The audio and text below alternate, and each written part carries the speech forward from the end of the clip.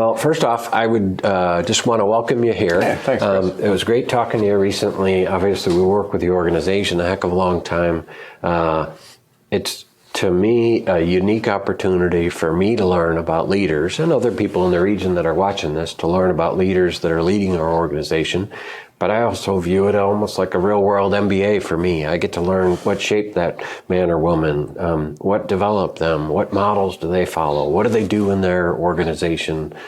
You know, the work-life balance is sort of exploded over the last couple of years due to factors outside of our control. So I thought a perfect time, talk to somebody in the mental health industry, talk to somebody in the health industry, just overall, and talk to somebody that's had to adapt to all of this stuff. So if you tell me in a nutshell, there's got to be challenges out the wazoo. Where to begin? Where to begin in that area. What shaped you as a leader? What sort of helped you as a leader find the good? Boy, it is tough. Where do you begin? I've been at Porter-Starke now for 5 years, and I absolutely love it. So I just want to start there, because this is the most incredible organization with the most incredible people that you could ever want to work with. And I think for any leader, they would probably tell you it's the people that are doing all the work that make the difference, and it's true. So, going back though, before that I was also a CEO in this industry for about 8.5 years in LaPorte County at Swanson Center. I loved that as well, and I came from a background of academics. And so, going back a little bit in time, when I was a kid, I was pretty driven and competitive, mainly with myself, but I always wanted to be the best, be the best, be the best.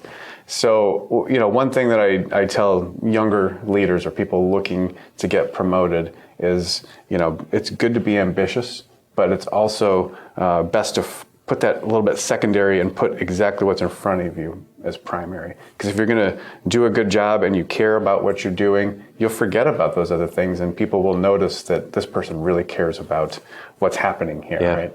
So, I've tried to live my life like that, kind of just naturally, wanting to, whatever I do, I study hard, work hard, do those things. And I think it's led me to some different, places that have been good. Now, as I mentioned, I've been in community mental health for about the last 14 years, the last 5 being at Porter-Starke.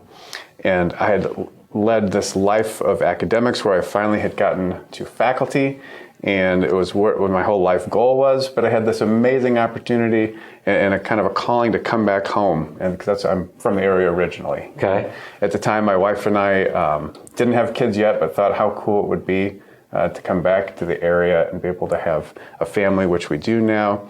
But really it was the shift in work, and it went from what I was doing, which was very research-based and dependent on publishing, and it was a little bit isolated, and I always wondered what impact am I actually having here. And when I heard about community mental health and the business of helping thousands and thousands of people, I thought, this is for me. And so it's almost like the dichotomy of experience. I mean, you're hunkered down in a book and stats and research and analysis, and in community mental health, you're literally out connecting, serving people. Yeah. And while much of that is done by our staff, we have about 330 staff at this point. So it's a lot of people doing some amazing work. I've tried to take that research background and apply it to circumstances of, how are we going to evaluate this situation? What's the best approach? How do we explain this, whether it's legislators or whatever the audience is, in an informed way?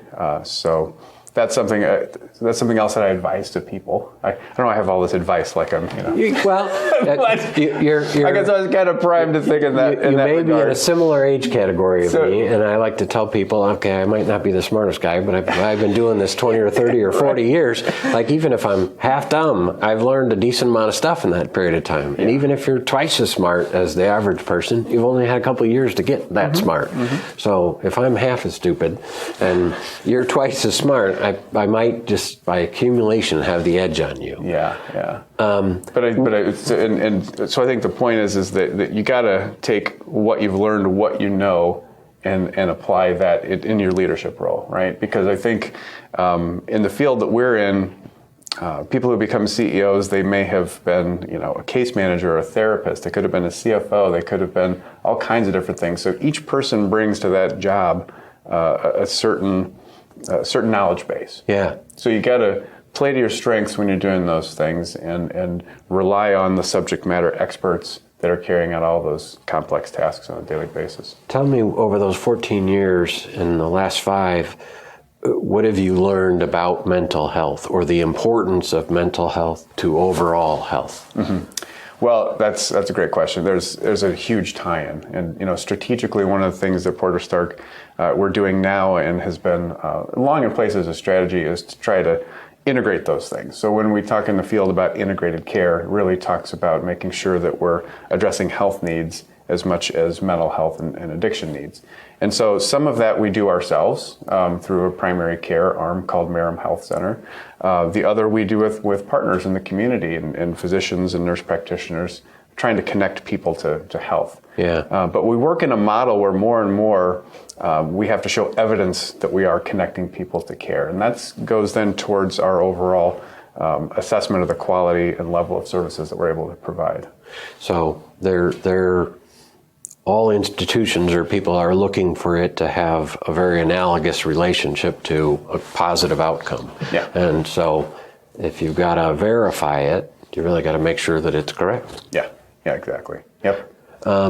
What are in terms of your specific role at Porter-Starke, what are those positive hallmarks that you hold on to that, despite whatever challenge it is, remind you every day what we're doing is critically important and the people that are on the front lines of doing it are absolutely amazing? Tell me about some of those moments where it really hits you. This is why I do what I do every day. Yeah.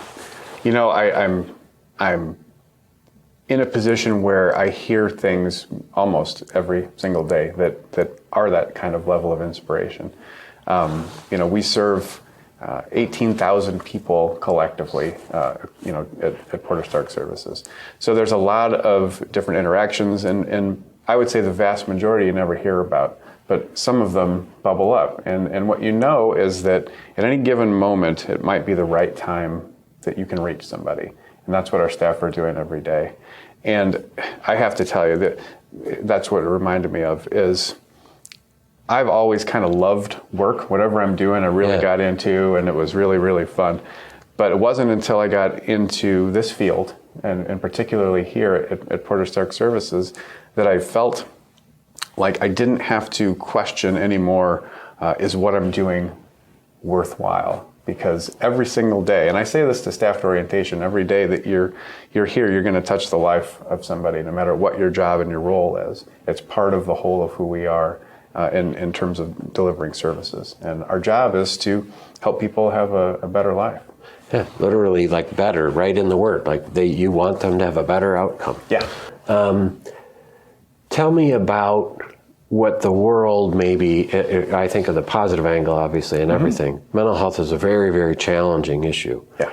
I think over the last couple of years, one of the good news components of treating mental health or helping people with mental health is it's very prevalently known now. Yes. It's a thing. Yeah. It's not in the corner or in a box. It probably still needs to be much more outspoken and communicated, but it's not relegated to the drawer over here or, that conversation over there. It's front and center in a lot of people's discussions. That's got to, I think, encourage you, but also embolden you in how much more that there is to do. Yeah, it is. It's because what we've seen is the need has gone up greatly since the pandemic, especially. A lot of people became isolated. There was a lot of insecurity with jobs and housing, food, all of those things that are elements that can take people who are maybe on an edge and doing okay and pushing them where they really need to get some help. And part of mental health treatment too, especially with an organization like Porter-Starke Services, is it's not just sit down and tell me about your problems. It's finding some practical solutions for people to overcome some of those challenges. And so it's there are the elements of traditional therapy, and of course we have prescribers and psychiatrists, who do those things. But we also have case managers and people who are working to help people connect to the right resources in the community. So it's really the whole package as well as health. Because if you're struggling with one area of your life, it likely impacts the others. Mm-hmm. And so if the person's having financial struggles or overall health troubles or childcare issues or work issues or whatever it is, that's going to impact all of the rest. Right, exactly. And so I guess on that, the upside is that people are less concerned about someone finding out that they're getting some kind of mental health treatment or addictions treatment. If anything, it's, the level of awareness is going up. People's comfortability around that is improving. And then so we're seeing more and more people seeking out services. And, fortunately, some other good news there is we've been able to add staff over this time period when much of healthcare has actually lost staff. Yeah, it's really, for most, it's a very challenging environment. Yeah, and it certainly is for us as well. Yeah. I think we've got a lot of exciting things in the works. We just put out a press release just the other day, I'm sure you know, since I helped put it out there about some of our development of crisis services in the community. These are things that I think are needs in just about any community, but have historically not had a solid funding source. Okay. As an organization, we've always pursued grants to help fill the gap so we can stay on the cutting edge of services. Yeah. So we've been pretty fortunate in receiving some grants to support these, as well as from Porter County in particular, which was fantastic. But the long-term hope is that these grants, of course, that's the problem with grants, they end. Yeah. But the state is working on developing a model that will do some of these things that historically have not had a way to support reimbursement, because ultimately, as a service organization, you have to have the revenue to pay the staff. Yeah, someone has to actually help that person, pay that person to help. Right. What are the things that you might want to be looking forward to in 2023? What are the areas that the organization, either of them, or either parts of them, are going to be approaching? Particular challenges you see ahead? Like, what's 2023 look like in your view? Well, it's going to be carrying out quite a few of our strategic priorities to fruition. So we're hoping that within the next year's time, it's hard to imagine, it's just, we know how quickly a year can go. 2022 still seems like an odd number. 20 and 21 just sort of happened, and everybody's like, wait, what happened in the last 2 years? Right. So we hope in this time that we are able to take our current recovery center, where we do medication-assisted treatment, and methadone specifically as a treatment with our clients, and that is in an area that currently is about 2,200 square feet. Okay. It's always been a little bit of a tight space, and we want to make sure that we have accessibility and room for growth. So we're going to move that just a couple of doors down from us into a new building. Okay. So we want to get those renovations done in place and get that open within the next year. We want to take the space that was there, which is right next to our inpatient unit, and that's what we want to design as a crisis center. Okay. And the crisis center is going to be an environment that's not quite to the level of an inpatient bed. Okay. But it's going to be for people that need to get access to care, that may come into contact, for instance, with law enforcement. And it's a way to take them somewhere besides jail in order to help them with treatment. So it's a model that's relatively new.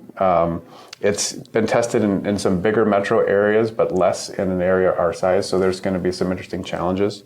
We're also going to be rolling out mobile crisis, which, as opposed to bringing people to the crisis center, is actually sending a team out into the community. So this will be in partnership with law enforcement and first responders. We don't want to get in anybody's way, but ultimately, if you haven't heard the three numbers 988, all right. So this is the old suicide talk line hotline, but it's going to be an enhanced service, and they're going to develop an array of services within this. And one of those things is going to be in the future mobile crisis. So we are one of 4 places right now in Indiana that just received a grant to pilot this, get it going, and ultimately help develop the model that'll be used for 988. So it's all very exciting stuff that's all happening within the... And it's you're trying to meet people where they actually are, not just say, hey, by the way, if you're willing to raise your hand and say, I need help, and you're willing to drive here and make an appointment, and then we can help you. You're ultimately trying to say, if you need help, just like raise your hand. Yes. We'll get you. Exactly. And hopefully and a lot of times we can get these can be handled just through phone calls where you get to talk to someone. So you're talking to a person that can maybe even has familiarities with us already. They might already be a client. So we would know them more than possibly some of the people in law enforcement. It's hopefully going to save law enforcement time. It's hopefully going to help people avoid incarceration. It's hopefully going to lower any kind of inappropriate emergency room use. So we're hoping this has a positive ripple effect on several areas. Societal benefit where you don't have police officers trying to be mental health officers, and you don't have ER technicians trying to be a mental health officer.